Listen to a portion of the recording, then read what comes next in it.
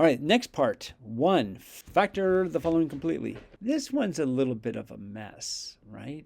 I'm going to group to factor. I'm going to put the negative 16x with the 4. It's just I tried grouping this way, right? And so I've got, the only thing I have common is x squared. I pull that out, I got a 4 and a 5. Okay, over here, I've got a 4. Pull that out and I get a 4 and a 5. Yeah, so I could group it. I could group it as is, but I found it a little easier to put the 16x with the 4x to the 3. Could have left it and grouped to factor. Well, I'm pulling out 4x from my first two terms. That's going to give me 4x times x squared minus 4. Then I'm going to pull out the 5. That's going to give me 5 times x squared minus 4. X squared minus 4 is the common factor. I pull it out, I'm going to be left with 4x plus 5. Then, this is difference of squares. I'm going to write x plus 2, x minus 2 times 4x plus 5. That's it for 1a. For 1b, looking for the factors of 3, they have different signs.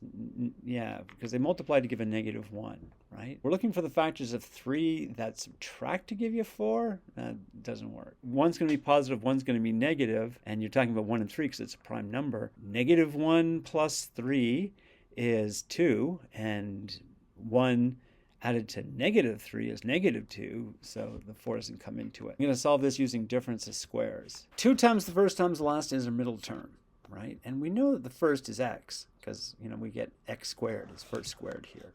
So I'm just going to remove the first and remove the x, and I have 2 times the last is 4. Divide both sides by 2. The last is 2. The last squared must be 4. I'm going to add and subtract a 4 off the end of that. This is a perfect square trinomial. I'm going to factor it, x plus 2 all squared minus 4 minus 3 is minus 7. I would stop there. We had examples where they kept going. I could think of this as difference of squares if I think of negative 7 as the square of root 7. I will get the square root of the first term is x plus 2, square root of the last term with a plus is plus root 7, and then x plus 2 minus root 7. Take 2 minus root 7. I'm going to put that here first, and that gives us x minus 0.6457513. It goes on forever. This is x plus 2 plus root 7 gives us 4.645751.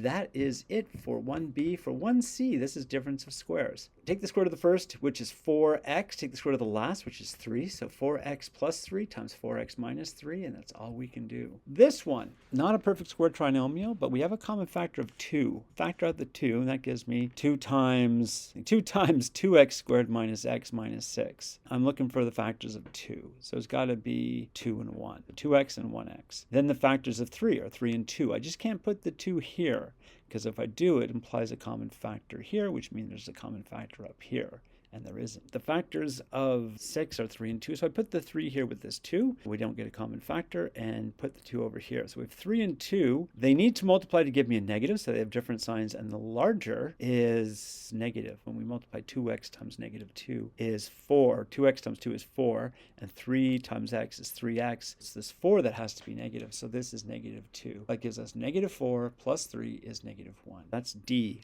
factored. And that's it for question number 1. Have a good day.